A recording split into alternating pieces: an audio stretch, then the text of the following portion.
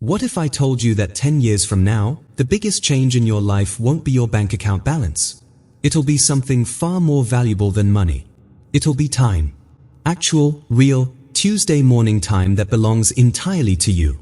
Stick with me here, because I'm going to walk you through exactly what happens, year by year, when someone decides to follow a few simple money rules and never stops.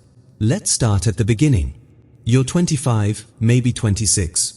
You earn somewhere around the median income in this country. You've got some savings, some debt, and this low-grade background anxiety about money that you've learned to just live with. Most people stay at this exact level forever, not because they lack income, but because they lack direction. The average American household saves less than 4% of their income. 4%. That number should genuinely shock you, because at 4%, financial options arrive extremely late in life, if they arrive at all. Now here's where it gets interesting. Imagine you made one serious decision. Not a dramatic one. No quitting your job, no moving off the grid, no extreme sacrifice. Just a clear, deliberate choice to redirect how your money moves. You commit to spending less than you earn, investing the difference consistently into low-cost index funds, and refusing to let your lifestyle automatically expand every time your income grows. That's essentially it. 3 rules. They sound almost embarrassingly simple. But what they do to a life over 10 years is anything but simple. Year 1 is where most people quit before they even start. Because year 1 is invisible. You're cutting expenses, automating savings, watching your peers buy new cars and renovate apartments, and your own progress looks like nothing from the outside. Your investment account has some money in it. Nobody cares. Nobody notices. There's a real social cost to living differently from the people around you. Friends stop inviting you to expensive dinners. Conversations shift in ways that quietly exclude you. The comparison pressure is relentless. Here's what you have to understand about year 1. The gap has already started opening. You just can't see it yet.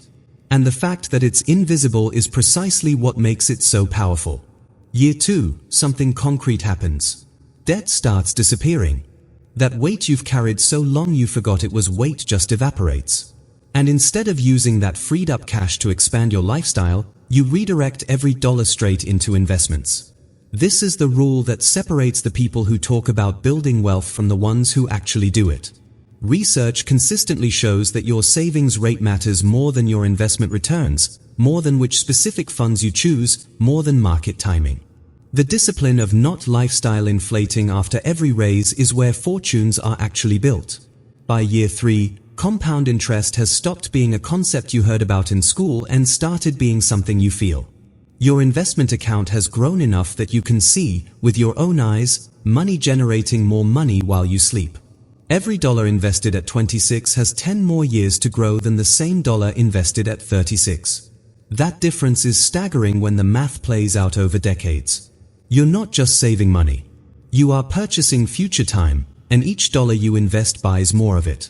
Year 4 and 5 are where the psychology shifts completely. Early on, you endured the simplicity. Now you genuinely prefer it. The one-in, one-out approach to your home means everything you own is something you actually chose. The clutter you eliminated didn't just clean up your space, it cleared something mental too. You make decisions faster. You feel less overwhelmed. The question you've been quietly asking every time money moves, "What is this actually for?" has started applying itself to far more than finances. Your relationships get cleaner. Your time becomes more intentional. You waste dramatically less of both. Year 6 and 7, you look at your investment account and the number has crossed into territory that changes how the future feels. We're not talking about some fantasy wealth here. We're talking about a level where your money is generating meaningful passive income every single month, income that covers real expenses, income that fundamentally shifts your relationship with the job you hold. You're no longer chained to a salary the way most people are. Options start appearing where before there were none. You can negotiate differently. You can walk away from situations that no longer serve you. That leverage is worth more than any luxury purchase you skipped. And then year 10 arrives. You don't look dramatically different from the outside. The apartment is nice but not flashy. The car is reliable but not new. The wardrobe is simple. But internally, you are living in a completely different reality than the version of you who started this journey. The Federal Reserve data shows that the median American between 35 and 44 has a net worth of around $135,000, including home equity. A consistent decade of simple money rules puts you past that number in liquid, investable assets alone, before you even turn 35. Here's the thing that nobody warns you about, though. The money ends up being almost secondary to what you actually gain. The practice of asking, "What is this really for?" every single week for 10 years rewires how you think.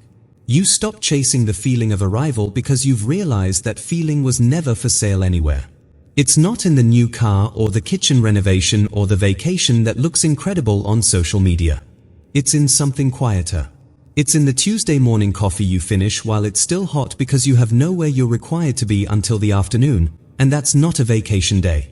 That's just your regular Tuesday. Most people spend their 20s and 30s performing financial success without building it.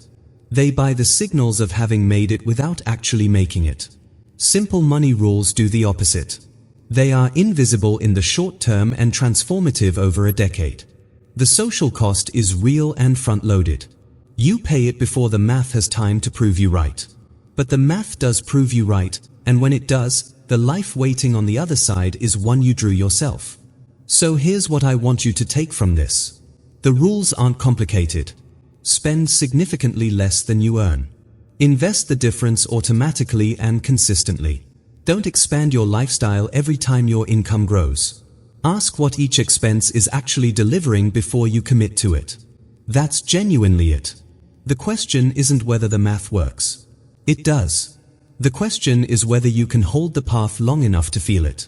Because the people who follow these rules for 10 straight years don't just end up wealthier. They end up freer. And that, in the end, is the only currency that was ever worth collecting. If this resonated with you, hit subscribe because the next video goes even deeper into the mechanics of exactly how this compounds. See you there.